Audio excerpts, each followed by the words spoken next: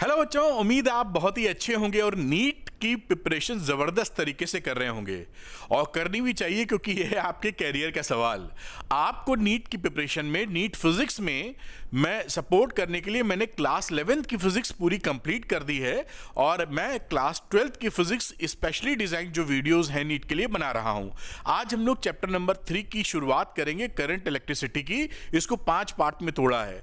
अगर आप ये लेक्चर्स फॉलो करते हैं तो विश्वास कीजिए आपकी नीट फिजिक्स में बहुत अच्छे नंबर, 160 नंबर बड़े प्रेम से आ जाएंगे। वैसे तो मैं जो पढ़ा रहा हूं वो 180 में 180 लाने के लिए पढ़ा रहा हूं, पूरे सिलेबस को कवर करने के लिए। तो अगर आप गवर्नमेंट कॉलेज में अपना सिलेक्शन चाहते हैं तो वहां पर तो आप 650 का एम तो कम से कम लेके चलिए, और बिना फिजिक्स के वो संभव नहीं है। अगर आप बायो में 360 में 360 भी ले आएंगे तो भी 650 पहुंचने के लिए केमिस्ट्री का भी हाथ चाहिए और फिजिक्स का भी हाथ लगना चाहिए। तो ये बात ध्यान रखिएगा। तो फिजिक्स फॉलो कीजिए, जहां मैं आसान भाषा में आपको फिजिक्स सिखा रहा हूं। आपको फिजिक्स में डर लगता है, मेरे साथ रहिए, डर निकाल दूंगा आपका। तो अगर आप ये चाहते हैं कि फिजिक्स आसान भाषा में समझ में आए, वीडियो देख के आपके न्यूमेरिकल निकलने लगे, तो झट से अरविंद एकेडमी नीट चैनल को सब्सक्राइब कर लीजिए फॉर टॉप क्वालिटी कंटेंट। आइए बात को स्टार्ट कर लेते हैं। तो ये है, देखिए, चैप्टर नंबर 3 करंट इलेक्ट्रिसिटी, जिसकी मैं बात कर रहा था। स्पेशली डिजाइंड वीडियो है नीट के लिए। ये वीडियोस ना 12th क्लास के लिए हैं ना ये जेई वालों के लिए हैं, ये केवल और केवल नीट के बच्चों के लिए हैं, जिससे आपको बहुत अच्छा फायदा हो। और आज हम लोग पार्ट नंबर 1 का डिस्कशन करेंगे। टोटल इसके 5 पार्ट आएंगे जो चैप्टर को खत्म करने में मदद करेंगे।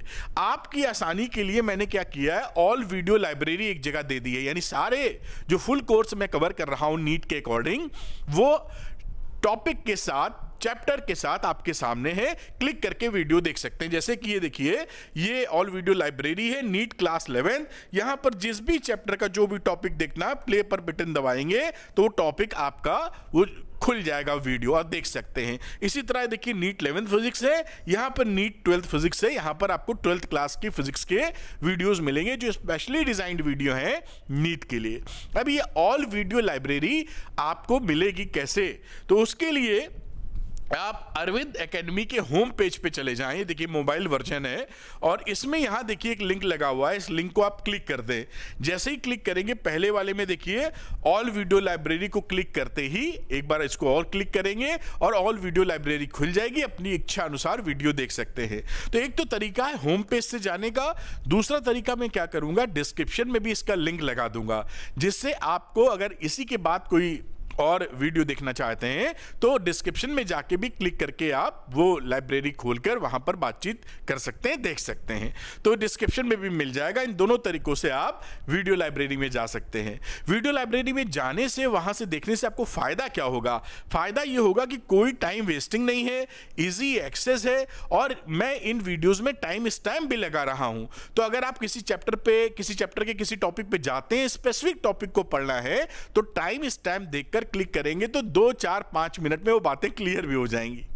और आपको यह भी पता रहेगा कि अरविंद सर आपके लिए कौन कौन सी सीरीज ला रहे हैं जो आपके लिए सुटेबल हो, जो आपको रिक्वायर्ड हो, वो आप देखिए और अपने नीट के सिलेक्शन में पुख्ता कीजिए।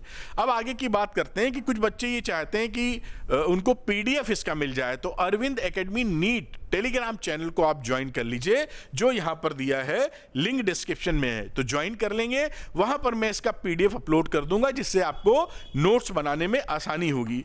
कुछ बच्चों के लिए स्पेशली सपोर्ट करने के लिए अरविंद एकेडमी ऐप है, इसका भी लिंक डिस्क्रिप्शन में मैं दे रहा हूं।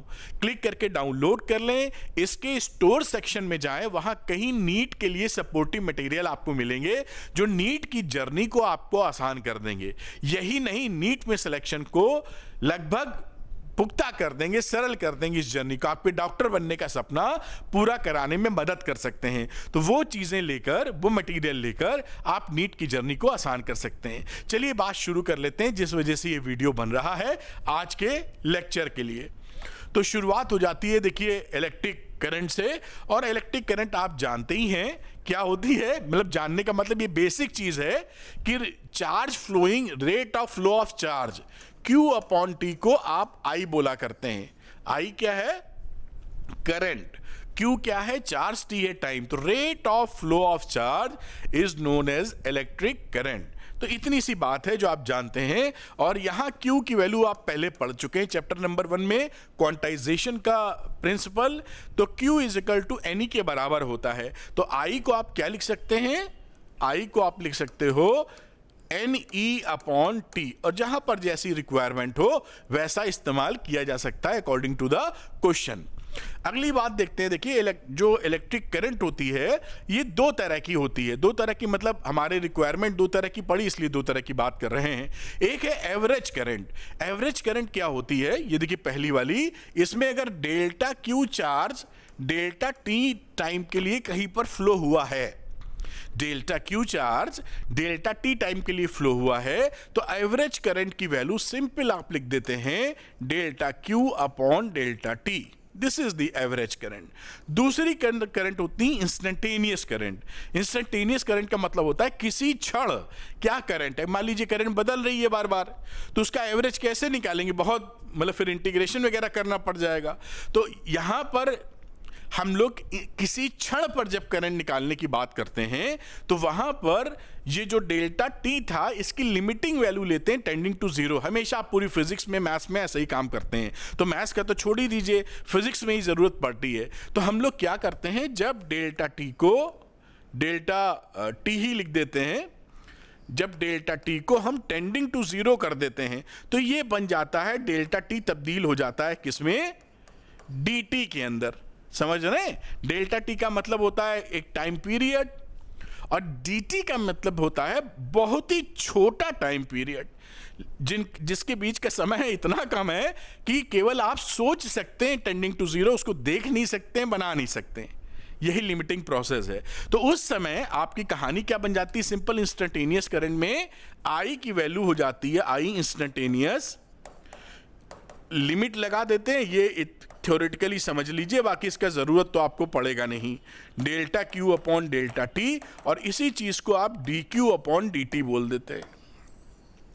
तो सिंपल सी बात अगर देखें, इंस्टेंटेनियस करंट क्या रही?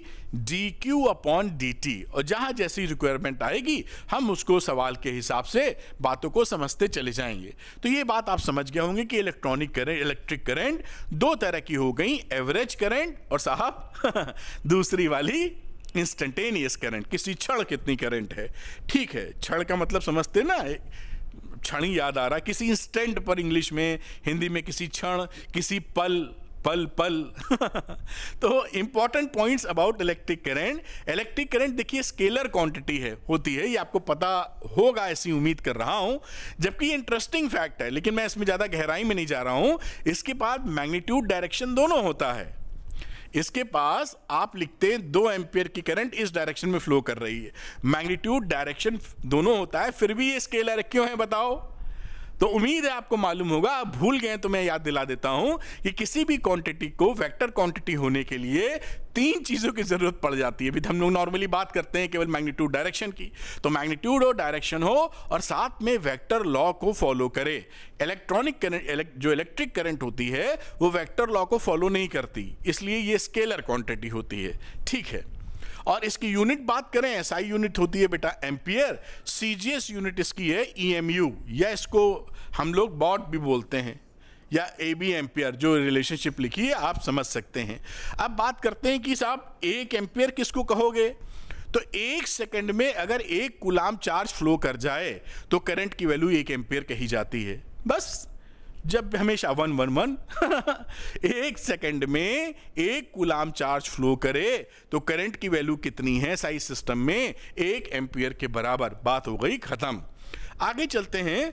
अब एक होती है कन्वेंशनल करंट, एक होती है इलेक्ट्रॉनिक करंट। बहुत ही सरल सी बात है। तो कन्वेंशनल करंट क्या होती है? जिस डायरेक्शन में पॉजिटिव चार्ज चलते हैं। ये आपकी कौन सी करंट है? कन्वेंशनल। ये क्योंकि ये क्या था ना कि इलेक्ट्रॉन तो बहुत बाद में पिक्चर में आया, 1897 में जे थॉमसन ने खोजा, 1897 में। उससे पहले करंट की चर्चा होने लगी थी, तो उस समय इलेक्ट्रॉन पता ही नहीं था। तो जब कोई है ही नहीं इस दुनिया में, पता ही नहीं, अतई पता नहीं, तो उसके बारे में क्या बात की जाए। लेकिन जब बाद में इलेक्ट्रॉन पिक्चर में आ गया 1897 में, तब ये पता चला कि ये जो करंट वरेंट चार्ज का फ्लो है, ये इसका खिलाड़ी तो असली है इलेक्ट्रॉन। फिर चीजें उस तरफ गई तो हम लोगों ने पूरा रायता नहीं घोला कि पीछे वाला डिलीट करो नया लिखेंगे, ऐसा नहीं किया। हमने पीछे वाले के ही हिसाब से नए वाले को सिस्टम सेट कर दिया। वरना आप कह सकते हैं कि भाई इलेक्ट्रॉन आ गया है तो अभी तक जो बात की थी सब डिलीट करो, हम फिर से बनाएंगे सब कुछ, तो बड़ी दिक्कत हो जाती, क्योंकि साइंस हमेशा डेवलप होती रहती है, कोई चीज फाइनल तो होती नहीं साइंस में। तो आप समझ पाए कन्वेंशनल करंट क्या था, पॉजिटिव चार्ज जिस डायरेक्शन में चलता है। फिर इलेक्ट्रॉन जब खोज लिया गया उसके बाद चर्चाएं हुई तो बोला गया कि भैया इलेक्ट्रॉन जिस डायरेक्शन में चलेगा उसको हम बोलेंगे इलेक्ट्रॉनिक करंट। इलेक्ट्रॉनिक करंट, तो बात आप पकड़ पाए होंगे। इलेक्ट्रॉनिक करंट क्या होती है, जिस डायरेक्शन में इलेक्ट्रॉन चल रहा है। कन्वेंशनल करंट क्या है, जिस डायरेक्शन में पॉजिटिव चार्ज चल रहा है। बात हो गई खत्म, उसमें कौन सी बड़ी बात। खैर, अब अगली बात करते हैं कि चार्ज इज कंजर्व। भाई चार्ज होता है conserve, conservation of charge established principle है। तो अगर किसी वायर में कहीं पर चार्ज की जो एंट्री है, rate of entering Q upon T, rate of charge entering one side into the metal या वायर, तो निकलने का भी यही दायरा होना चाहिए, क्योंकि अंदर तो चार्ज रुक नहीं सकता, इन्वेंट्री तो है नहीं, कोई गोदाउन थोड़ी है जो रुक जाए, तो जहां से घुसा है वहीं निकलना पड़ेगा, उतना ही चार्ज उतने ही समय में। इससे क्या हम सीखे, इससे सीखे कि जितना करंट जा रहा है यहां उतना ही करंट यहां निकलेगा। बस इतनी सी बात है, बाकी वो कहते बहुत कुछ हैं, मुद्दा यही है चार्ज कंजर्वेशन में, rate of charge entering one side exiting second side. समझ गए आप। अब एक इंटरेस्टिंग चीज जिस पे सवाल आप बनते हैं और आप जरूर प्यारे ढंग से सवाल करते होंगे कि भाई अगर चार्ज कोई गोल गोल चक्कर लगा रहा है, मान लीजिए पॉजिटिव क्यू चार्ज है, ऐसे चक्कर लगा रहा है, तो करंट कितनी होती है, लगाया जा रहा है, वेलोसिटी भी लिख देते हैं इसकी। तो आप इसका जो करंट इस समय पता करते हैं, वो ये फॉर्मूला लिखा है, इसको याद कर लीजिए, जल्दी हो जाएंगे सवाल। Q अपॉन T या QF, Q into frequency, frequency का मतलब एक सेकंड में कितने चक्कर लगा रहा है ये, ठीक, या फ्रीक्वेंसी की वैल्यू रख देंगे तो Q upon 2 pi upon omega, angular velocity या एंगुलर फ्रीक्वेंसी, ठीक। और तीसरी बात QV अपॉन 2 पाई आर। तो ये फॉर्मूला आपके काम का है, जगह जगह इस्तेमाल होता दिखेगा आपको। QV अपॉन 2 पाई आर करते ही आपको ये पता चल जाएगा कि भाई साहब ये जो गोल गोल चक्कर लगाने में जुटे हुए हैं ये करंट कितनी बना रहे हैं। आपसे ये सवाल नीट में काफी पूछ लिए जाते हैं इस पे आधारित, तो आप फट से कर देंगे, उसमें कौन सी बड़ी बात है भाई। तो QV अपॉन 2 पाई आर, इसको मैं ऐसे कर देता हूं टिक, यानी कि इंपॉर्टेंट है, नोट कर लीजिएगा अपने नोट्स वाली कॉपी में। दूसरा, अगर ग्राफिकली हमको निकालना पड़ जाए कि चार्ज कितना फ्लो हुआ है, तो इन I वर्सेस T या IT ग्राफ में, IT का मतलब Y एक्सिस पर करंट है और X एक्सिस पर टाइम लिए हुए हैं। इस IT ग्राफ में एरिया अंडर द कर्व जो हम निकालते हैं वो हमको बताता है चार्ज की वैल्यू, ठीक। हमेशा ध्यान रखिए, देखिए आपको एक चीज बताएं, उसमें इतना उलझना और याद नहीं करना पड़ता है। मैं बताने वाला था, I देखिए होता है Q अपॉन T, तो Q हो गया I इंटू T। तो जब भी ऐसा आपको हिसाब मिले कि दो क्वांटिटी मल्टीप्लाई होकर तीसरी हो रही है और दो क्वांटिटी में एक क्वांटिटी Y एक्सेस है, एक क्वांटिटी X एक्सेस, तो इन दोनों का जो एरिया अंडर द कर्व होता है वो ग्राफिकली तीसरी क्वांटिटी दे देता है। बस बात खत्म। कोई भी कहीं भी पढ़ेंगे पूरी फिजिक्स में यही मामला मिलेगा। तो जब I इंटू टी कर रहे हो, यानी I इंटू टी मतलब Q, तो एरिया अंडर द कर्व क्या चीज मिलेगा, हमको चार्ज मिलेगा। बात खत्म। जो भी क्वांटिटी आप पढ़ोगे यही फिलॉसफी लगाओ, यही फंडा लगाओ, बिल्कुल दुरुस्त काम चलता रहेगा।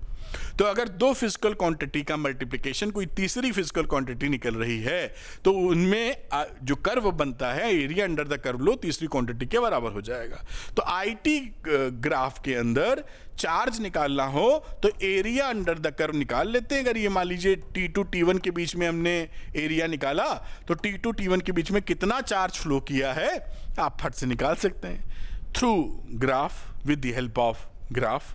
बस इसमें ज़्यादा लोड लेने की आवश्यकता थोड़ी रहती है, सब बहुत आसान होता है, थोड़ा समझ लीजिए प्यार से बस। तो अब अगला एक क्वेश्चन है, बहुत ही आसान क्वेश्चन है।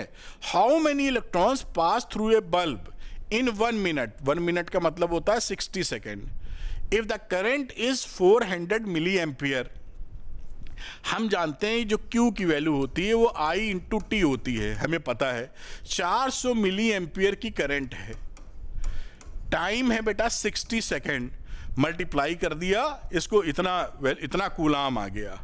अब हम जानते हैं पूछ क्या रहा है कि नंबर ऑफ कितने इलेक्ट्रॉन फ्लो किए हैं, तो Q बराबर होता है NE, तो अगर मुझे N निकालना है तो Q अपॉन E करना होगा, तो ये हो गया 400 इंटू 10 की पावर -3 इंटू 60 अपॉन 1.6 10 की पावर -19, इसको सॉल्व करोगे आ जाएगा 1.5 इंटू 10 की पावर 20 इलेक्ट्रॉन्स। बस ये रहा आपका आंसर, कोई भी इसमें समस्या वाली बात है ही नहीं, बहुत ही। मैं हटता हूं, आप इसको पॉज करके नोट कर लीजिए, आगे की कहानी जारी रखते हैं हम लोग।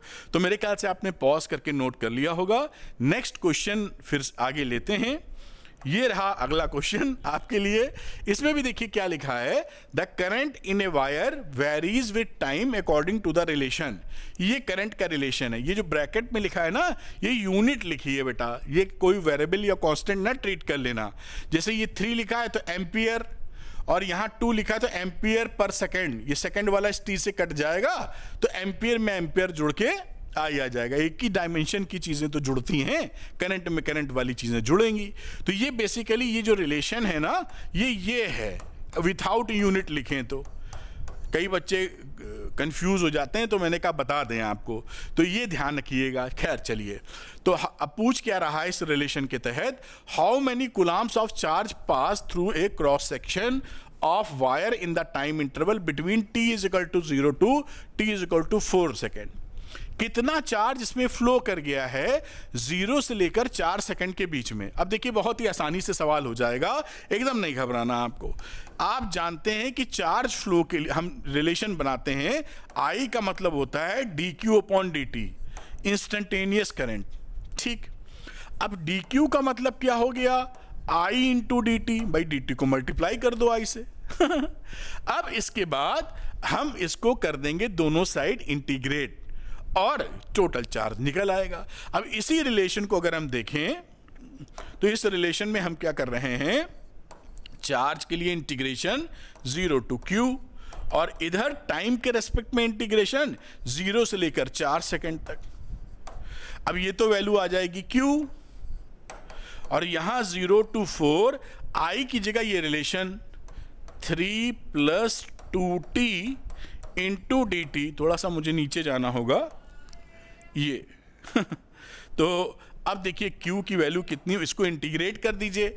आप जानते हैं 3 का कांस्टेंट का इंटीग्रेशन में 1t जुड़ जाता है, ये इंटीग्रेशन आता ही है आपको, मैंने इस पे भी वीडियो बना रखा है बेसिक मैथ्स पे, ना आता हो देख लीजिए। 3t प्लस ये आ गया 2t² अपॉन 2, जैसा कि आप जानते और पहचानते हैं, लिमिट लग गई 0 से लेकर 4 तक। फिर से एक स्टेप लिख रहा हूं जिससे आपको सरल लगे, 3t + t², और लिमिट 0 से लेकर 4 तक। तो Q की वैल्यू पहले इसमें 4 पुट कर दिया जाए, तो 4 पुट कर देंगे, मैं इसको ऐसे ब्रैकेट में लेता हूं, तो 4 पुट करोगे तो 3 इंटू 4 प्लस 4 का स्क्वायर यानी 16, फिर -0 पुट करोगे तो 3 इंटू 0 प्लस 0 का स्क्वायर, तो ये वैल्यू Q कितनी आ गई, ये तो निपट गया भाई साहब 0 में, ये 16 + 12 यानी 28, 28 कूलम इज द चार्ज। बस अब इसमें आप अगर डरने की आवश्यकता ही क्या है, यही तो करते रहते हो, इससे ज़्यादा इंटीग्रेशन लगता ही नहीं है आप में, पूरी नीट भर पढ़ डालिएगा आप, और ये जहां आप प्रेम से मेरे साथ 2 सवाल लगाएंगे कंफर्ट बन जाएगा आपको, आराम से चौवा छक्का मारिए, कोई घबराने की आवश्यकता नहीं, प्रेम पूर्वक करिए सवाल और सब निकलते हैं। प्यार से मैं एक्सप्लेन करूंगा, देखिए सब समझ में आपके आएगा, हो ही नहीं सकता समझ में ना आए। खैर नंबर 2 की बात करते हैं, what constant current would transport the same charge in the same time interval. लिखा है कि कितनी करंट की वैल्यू हो कि इतना चार्ज इतने ही टाइम इंटरवल में झोंक दे, मतलब कर दे। तो मैं उस करंट की वैल्यू के लिए I is equal to Q by T लगाता हूं, क्यू निकला है 28 कूलाम, टाइम कितना था 4 सेकेंड, 0 to 4 तक की बात थी, तो ये वैल्यू कितनी हो गई 7 एम्पियर। खत्म हो गया सवाल, इसमें कोई भी परेशानी का कोई कारण ही नहीं है। अब इसको आप नोट कर लीजिए प्रेम पूर्वक। ये देखिए मैं इसको इधर देता हूं, अभी थोड़ा ऊपर कर दूंगा, पॉज करें और नोट कर लें अपनी कॉपी में, जिससे कि रजिस्टर में, जिससे आपका काम चलता रहे। इसको ऊपर बढ़ा देते हैं थोड़ा, ये नोट कर लें आराम से। अगली चीज पढ़ते हैं हम लोग, नोट कर चुके होंगे आप लोग, स्मार्ट हैं। करंट डेंसिटी की बात करते हैं। अब अगली चीज आ जाती है करंट डेंसिटी। अब ये जो करंट डेंसिटी है ये वेक्टर क्वांटिटी, आपको याद रहे इसलिए मैंने सिंबल लगा के कैरो ऊपर लगा दिया है कि ये कई बच्चे भूल ही जाते हैं। अच्छा, करंट डेंसिटी होती क्या है? तो करंट डेंसिटी होती है कि जो आपका करंट फ्लो कर रही है वो पर यूनिट टाइम तो जा ही रही है करंट, और साथ में पर यूनिट एरिया, नॉर्मल एरिया। जो नॉर्मल एरिया का मतलब है कि तार अगर आपका ऐसे है, रुका है तार अगर ऐसा है तो सपोज करिए इस एरिया को ऐसे काट दीजिए, नॉर्मल एरिया, और ये इसके चार्ज का फ्लो इसके परपेंडिकुलर होना चाहिए। अगर ये परपेंडिकुलर नहीं होगा तो हम इसका एरिया का कंपोनेंट लेते हैं इस डायरेक्शन में, फिर अभी हम दिखाते हैं आपको। तो नॉर्मली जितना चार्ज फ्लो कर रहा है पर यूनिट एरिया एंड पर यूनिट टाइम, उसको हम बोलते हैं करंट डेंसिटी। अब करंट डेंसिटी क्योंकि वेक्टर क्वांटिटी है इसलिए इसका डायरेक्शन भी होगा। तो डायरेक्शन किस तरफ होता है? जिस डायरेक्शन में पॉजिटिव चार्ज फ्लो करते हैं। बस खत्म हो गया करंट डेंसिटी। करंट डेंसिटी एक वेक्टर क्वांटिटी है, इसका डायरेक्शन पॉजिटिव चार्ज की डायरेक्शन में होता है। करंट डेंसिटी होती क्या चीज है? जो भी charge flowing per unit time per unit area, normal area, बस ये करंट डेंसिटी है। तो इसी बात को यहां लिखा गया, आप जान पहचान कर सकते हैं। जे की वैल्यू लिखी थी कि क्यू बाई टी, आप कह रहे थे ना कि चार्ज पर यूनिट टाइम तो क्यू अपॉन टी कर दो, और ये रहा एरिया, ये आई अपॉन ए आ गया। ये आई अपॉन ए तब चालू रहता है जब एरिया आपका जिस डायरेक्शन में फ्लो ऑफ चार्ज है उससे परपेंडिकुलर है, ऐसा मामला। ठीक, तो ऐसे मामले में देखिए आपका एरिया वेक्टर, आप जानते हैं जो एरिया वेक्टर होता है वो एरिया के परपेंडिकुलर लिया जाता है। ठीक, तो इस समय एरिया वेक्टर और करंट की डायरेक्शन का एंगल कितना है? 0। ध्यान रखिएगा मैं किसकी बात कर रहा हूं? एरिया वेक्टर जो कि एरिया के परपेंडिकुलर है, और दूसरा करंट, तो इसमें ये एंगल 0 है। और एरिया की बात करें तो एरिया इस करंट से परपेंडिकुलर डायरेक्शन में है 90 डिग्री पर। अगर यहां पर ऐसी सिचुएशन हो जाए कि एरिया पॉजिटिव चार्ज के फ्लो से परपेंडिकुलर ना हो, कुछ एंगल बनाने लगे, तो हम यहां पर इसका जो नॉर्मल वेक्टर, जो एरिया वेक्टर है, अगर वो एंगल थीटा बना रहा है आपका करंट से, तो हम इसका कंपोनेंट नॉर्मल कंपोनेंट ले लेते हैं। मतलब ए एन की वैल्यू क्या हो जाएगी? ए कॉस थीटा, और एरिया की जगह ए कॉस थीटा यूज कर लीजिए, खेल खत्म। ये जो एरिया है यहीं पर ए कॉस थीटा। तो देखिए अगली स्लाइड में यही चर्चा करी गई है कि अगर एरिया नॉर्मल ना हुआ, उसका एरिया वेक्टर करंट से या पॉजिटिव डायरेक्शन के फ्लो से थीटा एंगल बना रहा है, तो you will take that area, उसका कंपोनेंट। तो जे की वैल्यू हो जाएगी I upon A cos theta, और ए कॉस थीटा को इससे मल्टीप्लाई करेंगे तो जे कॉस थीटा। तो हम लोग आई को क्या लिख सकते हैं? जे डॉट ए। जे है करंट डेंसिटी जो एक वेक्टर क्वांटिटी है, ए है एरिया वेक्टर जो कि एक वेक्टर क्वांटिटी है। दो वेक्टर क्वांटिटी के बीच में मल्टीप्लिकेशन दो तरीके से हो सकते हैं, एक स्केलर प्रोडक्ट जो कि यहां पर हो रहा है, दूसरा वेक्टर प्रोडक्ट जो कि आप कहीं और करेंगे, पढ़ चुके हैं, वो भी वेक्टर पढ़ाया है, कहीं डाउट हो फट से वेक्टर देख लीजिए। ठीक, तो यहां पर dot product of two vectors हैं और उनका रिजल्ट स्केलर क्वांटिटी है आई के बराबर। तो I is equal to J dot A, बात खत्म हो जाती है। जे क्या है? Current density. ए क्या है? Area vector. आई क्या है? मेरा प्यारा करंट। यही बात है, बस और कुछ थोड़ी है। पकड़ लिया आपने, उसमें क्या दिक्कत है? बस बाकी छोटी छोटी बातें लिखी हैं, जहां भी इंटीग्रेशन की जरूरत पड़ेगी आई निकालने के लिए जे के कॉन्टेक्स्ट में तो इंटीग्रेशन वगैरह कर लेंगे। ये यूनिट डायमेंशंस लिखी हैं जो आप याद करने में माहिर है, कोई समस्या वाली बात है नहीं। चलिए एक आधे न्यूमेरिकल इसके लगाते हैं, फिर एक कदम और आगे बढ़ाते हैं। तो ये रहा न्यूमेरिकल साहब। An electron beam has an aperture of 2 millimetre square. Aperture का मतलब समझ लीजिए, देखिए यूनिट से पहचान लीजिए, कहीं कंफ्यूजन हो। मिलीमीटर स्क्वायर एरिया की बात कर रहा है। भाई स्क्वायर किसकी यूनिट होती है? एरिया की। तो मिलीमीटर स्क्वायर यानी अपर्चर, ये जो बीम है इलेक्ट्रॉन की बीम, ये ऐसे समझ लीजिए एरिया होगा, इससे धाएं धाएं निकल रही है। A total of 7 × 10⁻16 electrons flow through any perpendicular cross sectional per second. बड़ी अच्छी बात है। Calculate the current density in the electron beam. बहुत सरल सवाल है। ये करंट डेंसिटी, इसकी वैल्यू हम जानते थे कितनी होती थी, I अपॉन एरिया। I क्या होता है? चार्ज अपॉन टाइम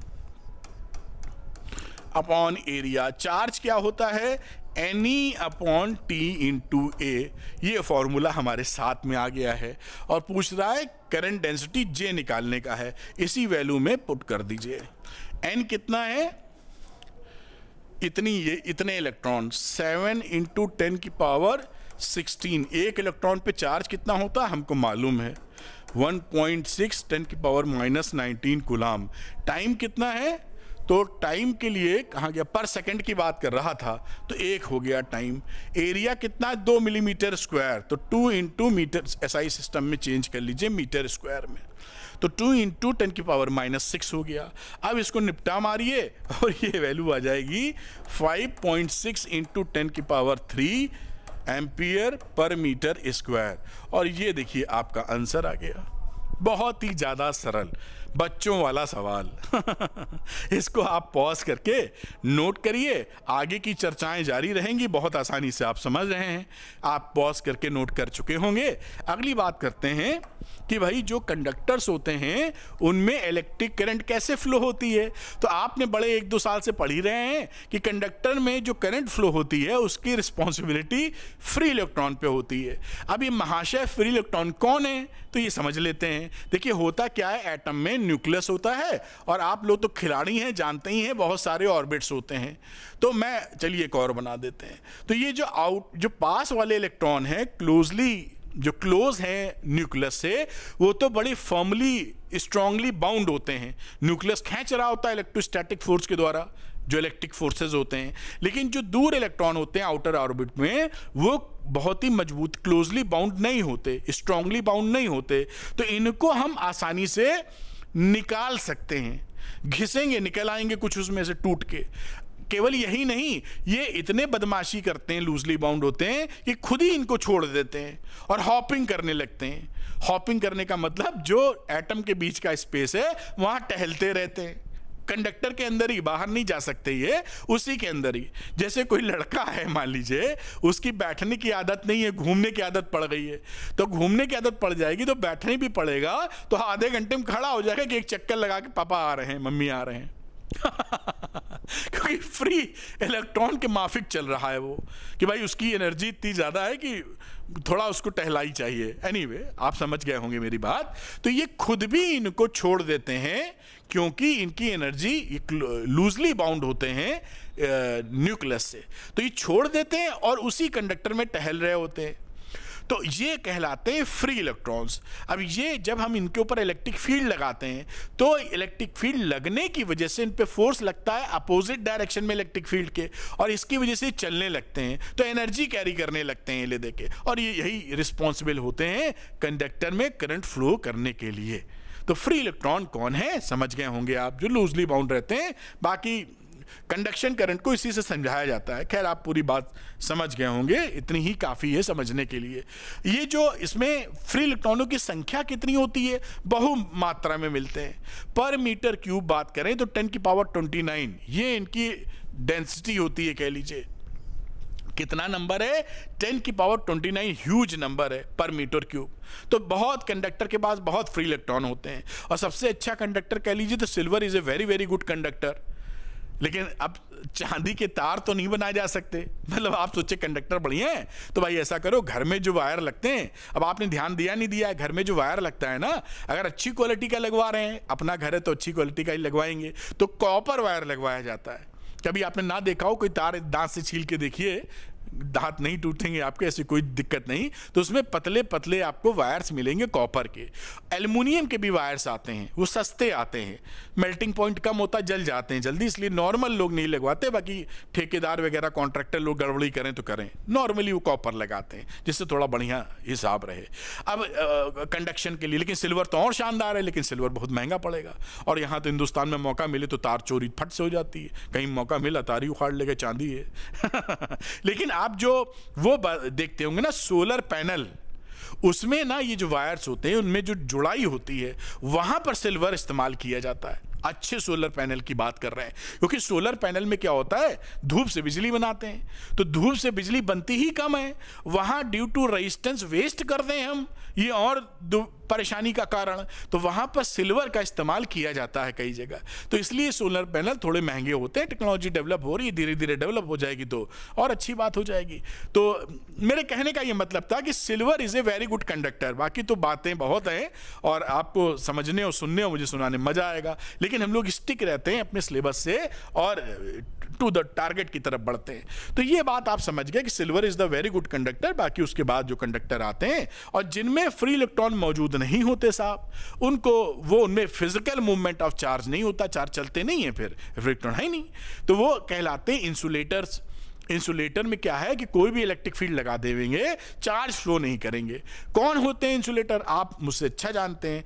वुड है, पोर्सलिन है, 50 चीजें हैं, तो आप और प्लास्टिक, रबर, ये सब चीजें क्या हैं, इंसुलेटर की श्रेणी में आती हैं। इसमें कंडक्शन, इलेक्ट्रॉन चल नहीं सकते। अब आती बहुत ही प्यारा कॉन्सेप्ट, ड्रिफ्ट वेलोसिटी। अब होता क्या है कि जो इलेक्ट्रॉन महाशय होते हैं ना, रूम टेम्परेचर पर थर्मल वेलोसिटी जानते हैं कितनी होती है उनकी? 1,00,000 मीटर पर सेकेंड। भयानक। 1,00,000 को अगर कन्वर्ट करेंगे तो करीब करीब 100 किलोमीटर पर सेकेंड। मैं लखनऊ से इस समय बात कर रहा हूं, अगर इलेक्ट्रॉन को थर्मल वेलोसिटी से लखनऊ से दिल्ली जाना हो, जो करीब करीब 500 किलोमीटर है, तो 5 सेकंड में पहुंच जाएंगे वो। आप देख रहे हैं, जहां भी आप रहते हैं वहां से अंदाजा लें, इतनी भयानक स्पीड है, मतलब इलेक्ट्रॉन की थर्मल वेलोसिटी की बात कर रहा हूं। तो थर्मल वेलोसिटी की स्पीड कितनी है? 1,00,000 मीटर पर सेकेंड। अब ये ड्रिफ्ट वेलोसिटी कितनी होती है? ये पिद्दी सी रहती है। तो पहले हम समझते हैं कि ड्रिफ्ट वेलोसिटी आखिर होती क्या है। तो जब एक कंडक्टर आप लेते हो ना, इसके अंदर इलेक्ट्रॉन तो थर्मल वेलोसिटी से भाग ही रहा होता है, अंट शंट। हाँ, कोई इधर कोई इधर, कभी इधर भागा कभी इधर भागा, कभी उसकी कोई मतलब रैंडम वेलोसिटी होती है, रैंडम डायरेक्शन होता है। इसलिए नेट उसका वेलोसिटी कुछ नहीं आता। कोई इधर भाग रहा है तो कोई उसका उल्टा भाग रहा है, कोई वहीं यहां तक भागा तो अगली बार यहां तक भागा, किधरों भाग जाएगा, रैंडम। ठीक। अब क्या होता है, जैसे ही आप इलेक्ट्रिक फील्ड लगाते हो, मान लो आपने इसको बैटरी से कनेक्ट कर दिया, इधर प्लस ठोंक दिया, इधर माइनस, तो इलेक्ट्रिक फील्ड बन गया। और इलेक्ट्रिक फील्ड का डायरेक्शन ऐसे लगा के बैठे हैं हम लोग, भाई प्लस से माइनस की तरफ इलेक्ट्रिक फील्ड होता है, बड़े प्यार से लगा दिया। अब इलेक्ट्रॉन महाशय के ऊपर अब फोर्स लगने लगता है, अब पाबंदियां लग जाती हैं। अब वो जो आवारागर्दी कर रहे थे उस पर मम्मी कहती हैं, रुको जरा, तुम जरा, ये 2 रूल लग गए तुम पे, ये फॉलो करने होंगे तुमको। बड़ा कष्ट होता है उनको। तो जो इलेक्ट्रॉन महाशय होते हैं, मान लीजिए पहले रैंडम मोशन में थे, तो इन पर इलेक्ट्रिक फील्ड की विपरीत दिशा में इधर फोर्स लगना शुरू कर जाता है। आप जानते हैं कि पॉजिटिव चार्ज होगा तो इलेक्ट्रिक फील्ड की दिशा में फोर्स लगेगा, नेगेटिव है तो उसकी विपरीत दिशा में, तो नेगेटिव है उनकी विपरीत दिशा में लगता है। इस वजह से जो ये भाग रहे थे, अब देखिए यहां पे दिखा रहे हैं, सपोज करिए ये पहले इसकी जो रैंडम वेलोसिटी थी ऐसे थी, फिर ऐसे थी, फिर ऐसे थी, सपोज यहां पहुंचते थे, ये क्या था? Thermal velocity. अब क्या होता है, ये इलेक्ट्रॉन यहां पहुंचा किसी टाइम टी में, कह लीजिए, समझ में आई बात। अब आप जब इलेक्ट्रिक फील्ड लगा देते हैं तो ये जो इसी के नीचे बनाते हैं ना, अब ये जो है ना हल्का सा इस डायरेक्शन में खिसकेगा, ये जा रहा है ना, यहीं इसी में बनाते, कलर चेंज करके मजा आएगा। तो ये देखिए यहां पर इलेक्ट्रॉन बाबूजी क्या करेंगे, ऐसे शिफ्ट कर जाएंगे, व्हाइट कलर ऐसे शिफ्ट कर गए, ये यहां पहुंच गए, देख रहे हैं। तो ये बेसिकली यहां पहुंचने वाले थे और इतनी शिफ्टिंग कर दी इन्होंने। भाई ये टी टाइम में यहां पीला वाला पहुंचा था, लेकिन अब क्योंकि आपने इलेक्ट्रिक फील्ड लगा मारा है तो उसकी विपरीत दिशा में खिसक गया। इसी खिसकने को इंग्लिश में या फिजिक्स में ड्रिफ्ट बोलते हैं। ड्रिफ्ट का मतलब खिसकना। रिवर प्रॉब्लम वगैरह आपने 11th क्लास में पढ़ी थी, वहां भी ड्रिफ्ट स्पीड निकालते थे। खिसक कितना गया। तो ये बदमाश ये पीली जो मैंने लाइन ड्रॉ की है उसकी जगह व्हाइट लाइन को फॉलो करता है और ये ड्रिफ्ट आ जाती है इसकी। समझ लीजिए ये जो ड्रिफ्ट होती है ना बहुत कम होती है। यही ड्रिफ्ट काम करती है ड्रिफ्ट वेलोसिटी में, यानी इस वेलोसिटी से आगे बढ़ रहा है। अब सोचिए कहां उसकी थर्मल वेलोसिटी थी 1,00,000 मीटर पर सेकंड, और ड्रिफ्ट वेलोसिटी जो आती है ये खिसकने वाली वेलोसिटी ये मुश्किल से 1 मिलीमीटर पर सेकंड आती है। उससे भी कई बार कम रहती है, 10⁻³ के ऑर्डर की होती है, नहीं 10⁻⁴ के ऑर्डर की होती है। तो 1 मिलीमीटर या 0.1 मिलीमीटर तक की होती है, बहुत ही कम 1 सेकंड में। तो आप 1 सेकंड में कहां चल रहे थे पहले 100 किलोमीटर और ड्रिफ्ट कर रहे हो कहां 1 मिलीमीटर या 0.1 मिलीमीटर, कितना कम है। तो ये आप समझ में आई होगी आपको बात, इसे ही बोलते हैं ड्रिफ्ट। और ये ड्रिफ्ट की जो वेलोसिटी होती है, यानी खिसकने की इलेक्ट्रॉन की वेलोसिटी किस डायरेक्शन में, इलेक्ट्रिक फील्ड की विपरीत दिशा में, इसे हम बोलते हैं ड्रिफ्ट वेलोसिटी। इसमें एक बात और मैं ध्यान दिलवाना चाहूंगा आपका, जो बच्चे गलती कर देते हैं, ड्रिफ्ट वेलोसिटी ना एक तरह की यूनिफॉर्म वेलोसिटी लेते हैं हम लोग। अगर मैं समझाऊंगा 10 मिनट तो समय लगेगा। ये एक्सेलरेटेड मोशन नहीं लिया जाता है, ये जो वेलोसिटी है इस वेलोसिटी को हम लेते हैं यूनिफॉर्म, जितनी स्पीड से चल रहा है। अगर यूनिफॉर्म लेने से फायदा क्या होगा, या यूनिफॉर्म लेते हैं लॉजिकली कॉन्सेप्चुअली, तो हम कौन सा फार्मूला इस्तेमाल करेंगे। आपको मालूम है कि जब एक्सेलरेशन 0 होता है तो आप फार्मूला यूज करते हैं speed equal to distance upon time. तो ये फॉर्मूला इसके लिए वैलिड हो जाता है। जहां पर कांस्टेंट एक्सेलरेशन होता है वहां पर v = u + at वाले फॉर्मूले चलते हैं। a जहां फिक्स होता है, 0 नहीं हो लेकिन कांस्टेंट हो, और a जब वेरिएबल होता है लेकिन बदलता है जब इंटीग्रेशन और डिफरेंशियल कैलकुलस लगती है। बात पकड़ में आ रही है ना, बहुत स्पष्ट है मामला, कोई कंफ्यूजन नहीं है। तो जहां पर यूनिफॉर्म वेलोसिटी का जिक्र होने लगता है वहां speed equal to distance upon time बड़ा लगाओ, है इसीलिए फॉर्म, उस ताले की चाबी यही है। तो आप ये समझ गए जो मैंने आपको कॉन्सेप्ट समझाया। खैर थोड़ा लंबा समझा गए, लेकिन जानेंगे तो मजा आएगा और जिंदगी भर याद रहेगा, जैसे मुझे याद है। खैर आगे की बात करते हैं। तो ये अब फॉर्मूला ड्रिफ्ट वेलोसिटी का क्या होता है भाई, उसकी वैल्यू होती है Vd = अगर ये इलेक्ट्रॉन की बात कर रहे हो तो इलेक्ट्रॉन का चार्ज रख देना, और इलेक्ट्रॉन का नहीं बात करे सवाल, किसी चार्ज का बात करे तो उस चार्ज की वैल्यू रख देना। मतलब Q भी लिख सकते हो यहां, लेकिन अभी मैं नहीं लिख रहा हूं। तो E क्या है, कैपिटल E इलेक्ट्रिक फील्ड, और नीचे M है मास ऑफ इलेक्ट्रॉन। अगर कोई चार्ज है तो उस चार्ज का मास हो जाएगा, और साथ में ये टाउ क्या है, टाउ होता है रिलैक्सेशन टाइम, है ना। तो E/m/τ। अब आपके मन में ये भावना आ सकती है कि ये टाउ साहब रिलैक्सेशन टाइम क्या होता है, मैं लगे है बता देता हूं, आगे स्लाइड है वैसे। तो देखिए इसमें कोई दिक्कत की बात नहीं। जब ये इलेक्ट्रॉन महाशय आगे बढ़ते हैं तो ये खुले मैदान में तो बढ़ नहीं रहे, ये तो भीड़ भाड़ इलाके में बहुत सारे जिसको छोड़ के आए हैं वो तो आयन बन चुका है ना। जिस एटम को छोड़े हैं ये भाई, इलेक्ट्रॉन निकला है कहीं से ना, फ्री बना है। देखिए बड़ा मजेदार किस्सा लगता है मुझे तो। यहां इलेक्ट्रॉन छोड़ गया तो ये न्यूक्लियस वाला प्लस, अभी तो न्यूट्रल था, इसको मैं हटा देता हूं, ये बन चुका है पॉजिटिव आयन, ये वाला, क्योंकि इलेक्ट्रॉन निकल चुका है। अब ये निकल चुका लेकिन है ये कंडक्टर के अंदर ही, तो जब इलेक्ट्रॉन चलेंगे तो ये आयंस मौजूद है, इलेक्ट्रॉन भी मौजूद है, आयन भी मौजूद है, तो इनकी आयन से टक्कर हो जाती है। इलेक्ट्रॉन से भी हो सकती है लेकिन इलेक्ट्रॉन छोटे होते हैं तो चांसेस कम होता है, आयन से ज्यादा भिड़ने की संभावना रहती है भीड़ भाड़ वाले इलाके में। तो दो टक्करों में, दो लगातार होने वाली टक्करों के बीच का जो समय होता है उसको बोलते हैं रिलैक्सेशन टाइम। जैसे कि ये एक आयन था, मैं पॉजिटिव ऐसे लिख रहा हूं, यहां पर लड़ा इलेक्ट्रॉन और इधर बढ़ा इलेक्ट्रॉन, और फिर दूसरी टक्कर ये मान लीजिए यहीं बना देता हूं, दूसरा फिर प्लस वाले से ऐसे टकराया। तो इन दोनों, इसमें अगर टाइम t लग रहा है तो इसको हम बोलते हैं रिलैक्सेशन टाइम। इतने टाइम में इलेक्ट्रॉन रिलैक्स कर पाया है वरना टक्कर ही टक्कर खानी है इसको, तो ये रिलैक्स कर पाया इसलिए रिलैक्सेशन टाइम। और ये जो रिलैक्सेशन टाइम होता है इसका जब एवरेज ले लेते हैं तो लिखते हैं टाउ से, क्योंकि भाई ये जो टक्कर पड़ी है अगली टक्कर उसको कब पड़ेगी क्या मालूम, जल्दी पड़ सकती है, बाद में पड़ सकती है, और ऊपर से ऐसे पता नहीं कितने इलेक्ट्रॉन टक्कर खा रहे हैं, तो सबका एवरेज लेकर हम टाउ बोल देते हैं। तो what is tau here, average relaxation time. Relaxation time मैंने बताया टू सक्सेसिव कोलिजन्स के बीच में जो समय लगता है उसे हम बोलते हैं एवरेज समय, उसे बोलते हैं रिलैक्सेशन टाइम। बड़ी अच्छी बात है। तो ये बात आप समझ गए, फॉर्मूला जबरदस्ती मतलब प्यार से दिमाग में रखिएगा, इस्तेमाल होता है, इंपॉर्टेंट है। एक कदम और आगे बढ़ जाते हैं बेटा। एक और फॉर्मूला है जो बहुत आपके लिए काम का है, I is equal to NEAVD। Current में और ड्रिफ्ट वेलोसिटी में रिलेशनशिप स्टैब्लिश करता है। तो I is equal to NEAVD। VD drift velocity है, I करंट है, N नंबर डेंसिटी है और E आपका नंबर डेंसिटी का मतलब पर यूनिट वॉल्यूम कितने चार्ज कैरियर हैं। E इलेक्ट्रॉन पे पाया जाने वाला चार्ज, A है क्रॉस सेक्शन एरिया। और इसी जगह अगर J की बात करें तो J होता है I/A, तो इस A से डिवाइड हो जाएगा, NEVD बचेगा। बात खत्म। इस फॉर्मूले को ध्यान में रखना है। बाकी नीचे जो बातें लिखी हैं मैंने आपको समझा दी हैं पहले से ही, तो वो आप समझदार हैं। आगे देखते हैं, रिलैक्सेशन टाइम का जिक्र किया गया है जो मैंने ऑलरेडी आपको बता दिया है।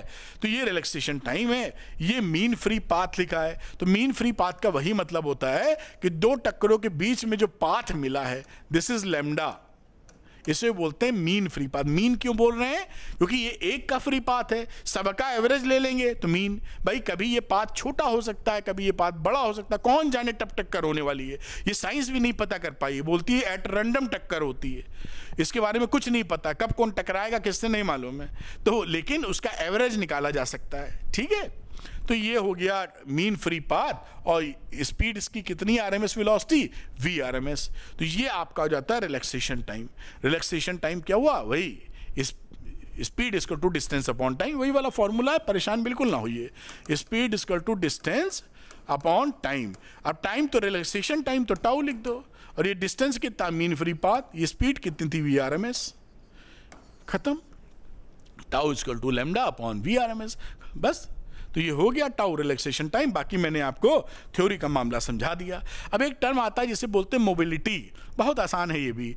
देखिए क्या होता है, जब इलेक्ट्रिक फील्ड लगाते हो तो ड्रिफ्ट वेलोसिटी बढ़ती है, और ड्रिफ्ट वेलोसिटी जो होती है वो इलेक्ट्रिक फील्ड पे डिपेंड करती है। हमने फॉर्मूला देखा था अभी, नहीं, E/m अपॉन इंटू टाउ, ये जो VD लिखे हुए थे हम लोग, E/m इंटू टाउ। तो हमने देखा ड्रिफ्ट वेलोसिटी प्रोपोर्शनली रिलेटेड है इलेक्ट्रिक फील्ड से। जितना इलेक्ट्रिक फील्ड बढ़ाओगे ड्रिफ्ट वेलोसिटी बढ़ती चली जाएगी। अब यूनिट इलेक्ट्रिक फील्ड पर जितनी ड्रिफ्ट वेलोसिटी होती है उसी को हम बोलते हैं मोबिलिटी। फिर से एक बार, ये जो इलेक्ट्रिक फील्ड लगा रहे थे ना आप, इसको यूनिट लगा दो, एक यूनिटी। तो यूनिट इलेक्ट्रिक फील्ड पर जितनी ड्रिफ्ट वेलोसिटी है उसे बोलते हैं मोबिलिटी। तो मोबिलिटी को म्यू से दिखाते हैं, drift velocity per unit electric field is known as a mobility. अब इसको VD की जो वैल्यू होती है रख रखा के E/टाउ अपॉन m लिख सकते हैं। जो फॉर्मूला पढ़ा था ये देखिए, ये आप E उड़ जाएगा, VD की जगह ये रख दीजिए E/m टाउ, तो क्या E उड़ गया, E/टाउ अपॉन m आ गया, ये देखिए। अच्छा, एक इंपॉर्टेंट बात जो मैंने लाल लाल हाईलाइटर लगा दिया है कि जो मोबिलिटी होती है ये इलेक्ट्रिक फील्ड पे डिपेंड नहीं करती है, क्योंकि इलेक्ट्रिक फील्ड अगर बढ़ाओगे तो VD भी बढ़ जाएगी। तो इनका रेशियो कांस्टेंट रहता है VD अपॉन E, क्योंकि फॉर्मूले से भ्रम होता है। फॉर्मूले से ऐसा लगता है कि भाई सर हम इलेक्ट्रिक फील्ड बढ़ा देवें तो म्यू जो है घटता हुआ नजर आ रहा है। ये रॉन्ग इंटरप्रिटेशन है, क्योंकि जब भी किसी का रिलेशनशिप देखते हैं बाकी चीजें कांस्टेंट होनी चाहिए, तब हम बताते हैं एक को घटाने बढ़ाने पर दूसरे पे क्या काम हो रहा है। तो यहां पर होगा क्या कि E को अगर आप बढ़ावेंगे तो VD भी बढ़ जाएगा। तो VD अपॉन E का जो रेशियो है वो कांस्टेंट रहता है। तो मोबिलिटी जो होती है वो mobility of free electrons is independent of electric field. ये दिमाग में रखिए आप, जो आप समझ भी गए होंगे मेरे ख्याल से, कोई ऐसी दिक्कत नहीं। एक सवाल आता है, इसको कर लेते हैं बड़े प्रेम से। तो आइए सवाल को करते हैं। लिखा find the current flow through a copper wire of length 0.2 metre की लेंथ है, एरिया ऑफ क्रॉस सेक्शन है 1 millimetre square, when connected to a battery of 4 volt, given that electron mobility यानी ये म्यू की वैल्यू है, and charge on the electron हमको मालूम है, नंबर डेंसिटी कितनी है, ये देखिए ये पर मीटर क्यूब, यानी एक वॉल्यूम में, यूनिटी वॉल्यूम में इतने इलेक्ट्रॉन्स पाए जाते हैं। और हमको निकालना क्या है, करंट फ्लो I निकालना है। तो आई निकालने के लिए देखिए हमारे पास ये फॉर्मूला है, समझिए NEAVD।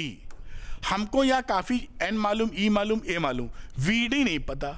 तो मोबिलिटी दे रखी, तो मोबिलिटी और VD में क्या रिलेशन होता है, सोचा हमने कि भाई ये रिलेशन होता है।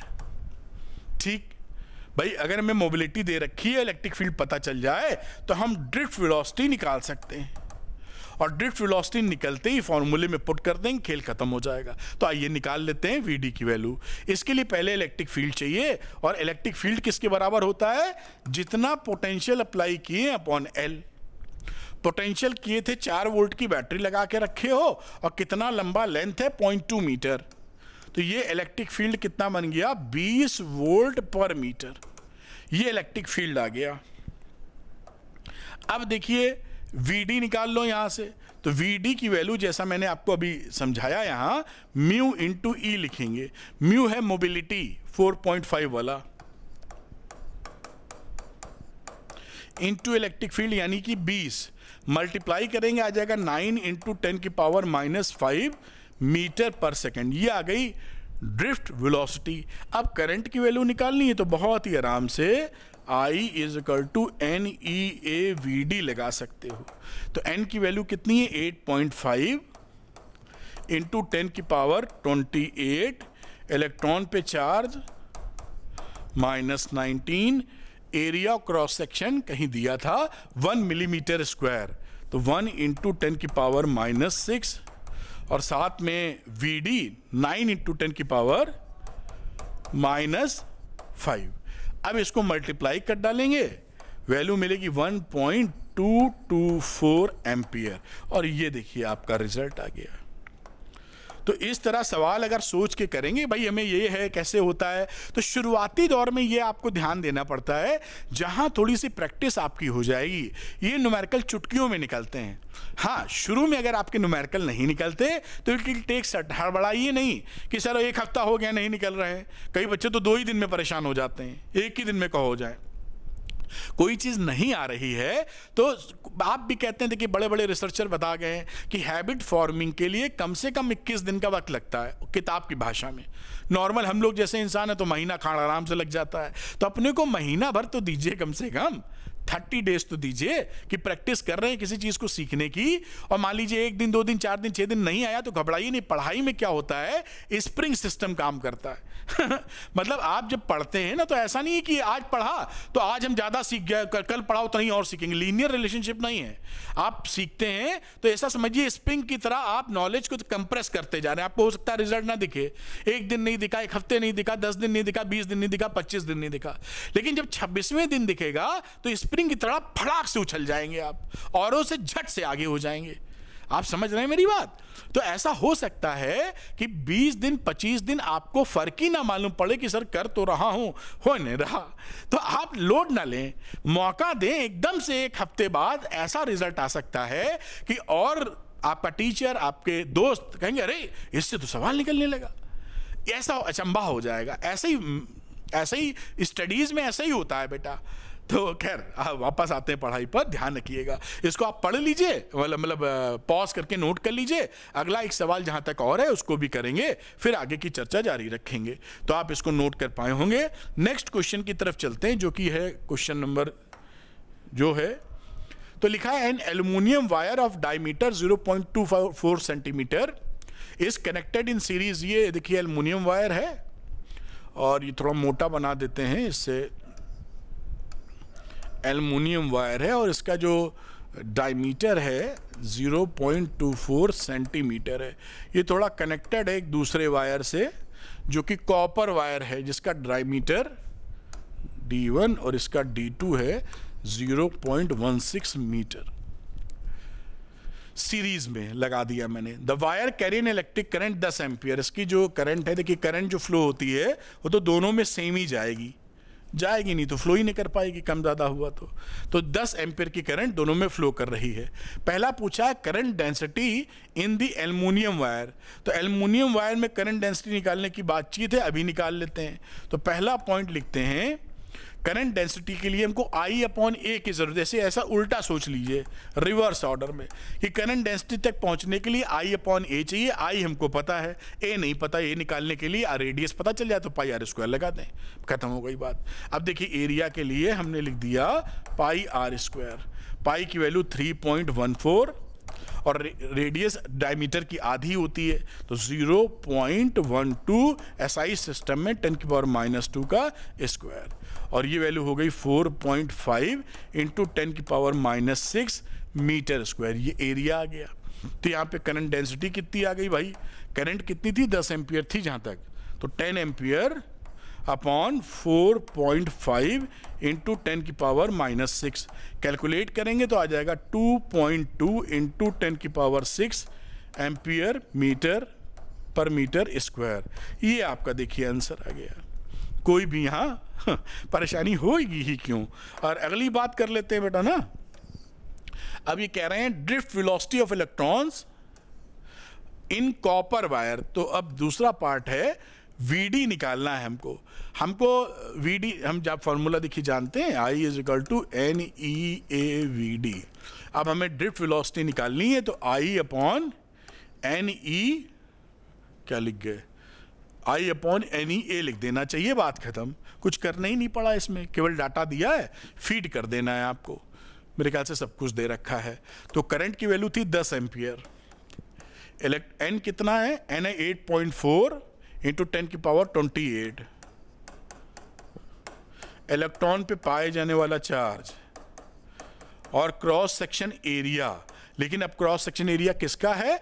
कॉपर वायर का। तो पाई मैं लिख रहा हूं 3.14 करके, 3.14 × R²। R कितना हो गया भाई? ये 16 था ना, तो 0.08 × 10⁻⁻2 का स्क्वायर। ये समझिएगा थोड़ा सा, ये ऐसे है सवाल, उधर लिख दिया, समझ पा रहे होंगे उम्मीद है। ये रेडियस स्क्वायर है। अब VD आप कैलकुलेट कर लें। अब इसको जब कैलकुलेट करेंगे वैल्यू हो जाएगी 3.7 × 10⁻⁻4 पर metre second. This is the drift velocity. बहुत आसानी से। तो इसको पॉज करें और नोट कर लें बहुत आराम से, कोई समस्या नहीं। तो पॉज कर लें वीडियो को और नोट कर लें।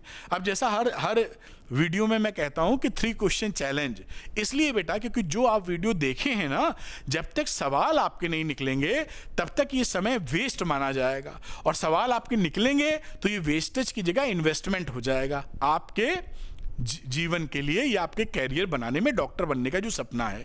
तो ये 3 क्वेश्चन चैलेंज है। इस 3 क्वेश्चन चैलेंज में post your answers in comment section. For answers join Arvind academy NEET Telegram channel, link in description. तो 3 क्वेश्चंस जो हैं, जो आज के ही टॉपिक पर बेस्ड हैं, इनको मैं 5-5 सेकंड दूंगा पॉज करके, नोट करके इसका आंसर आप कमेंट सेक्शन में पोस्ट कर सकते हैं। करिए पोस्ट और देखिए कितना हो पा रहा है। तो मैं हटता हूं, 5 सेकंड ले लीजिए। ये क्वेश्चन नंबर 1 है और 5 सेकंड का वक्त आप ले लें। तो मैं 5 सेकंड दे रहा हूं, इसमें पॉज कर लें वीडियो और करने का प्रयास करें। 5 सेकंड हो गए होंगे, उम्मीद है आप इसको कर पाए होंगे। इसका आंसर आप पोस्ट करिएगा। नंबर 2 क्वेश्चन की तरफ आते हैं बेटा हम लोग। ये नंबर 2 क्वेश्चन है। इस क्वेश्चन को भी आप 5 सेकंड लीजिए बेटा और बताइए कि क्या आंसर इसका बन रहा है आपके हिसाब से। मेरे ख्याल से 5 सेकंड हो गए होंगे। आप इसका आंसर पोस्ट करें, निकालिए जरूर। कहीं फंस जाइए कि नहीं हो पा रहा है तो इसी वीडियो में जो टाइम स्टैंप लगे हैं वहां चले जाइए, दोबारा 2-4 मिनट खर्चा कर दीजिए जो आपके काम आएगा। ये रहा आज का आखिरी सवाल। बहुत ही आसान है, आराम से इसको आप कर सकते हैं। मैं हटता हूं, 5 सेकंड का वक्त और ले लीजिए और इसको करिए, लेकिन करिए ज़रूर, तभी ये मज़ा आएगा आपकी पढ़ाई का। उम्मीद है आप कर पाए होंगे। तो अगर आप ये चाहते हैं कि फिजिक्स आसान भाषा में समझ में आए, वीडियो देख के न्यूमेरिकल निकलें, तो झट से अरविंद एकेडमी नीट चैनल को सब्सक्राइब कर लीजिए फॉर टॉप क्वालिटी कंटेंट। ध्यान रखिएगा, केवल बायो आपका सिलेक्शन नहीं करा पाएगी। इमोशनल नहीं होके बुद्धि का उपयोग करना जरूरी है, क्योंकि बायो में 360 में 360 ही मिल सकते हैं, 361 नंबर नहीं मिल सकते उसमें। और आपका गवर्नमेंट कॉलेज के लिए कम से कम जो एम है वो 650 का होना चाहिए। आप समझते ही हैं। बाकी तो आप एम्स पहुंचना चाहते हैं तो पूरे में व्यवस्था बनाइए। कम से कम 650 का एम तो लेना ही पड़ेगा, और 650 का एम लेने में केमिस्ट्री पे भी ध्यान देना पड़ेगा, और फिजिक्स जिससे आप डरते हैं अक्सर बच्चे, ये डर खत्म कीजिए मेरे साथ, और इसमें भी 160 से ऊपर स्कोर कीजिए और अपनी लाइफ बनाइए, डॉक्टर बनने का सपना पूरा कीजिए। खैर, अगर इसका पीडीएफ आपको चाहिए तो Arvind academy NEET Telegram channel को ज्वाइन कर लीजिए, वहां इसका पीडीएफ मिल जाएगा, और ऑल वीडियो लाइब्रेरी का लिंक भी डिस्क्रिप्शन में लगा रहा हूं। क्लिक करके जो भी वीडियो आपकी जरूरत के हिसाब से आप देखना चाहें आप देख सकते हैं। Thank you very much, wish you all the best.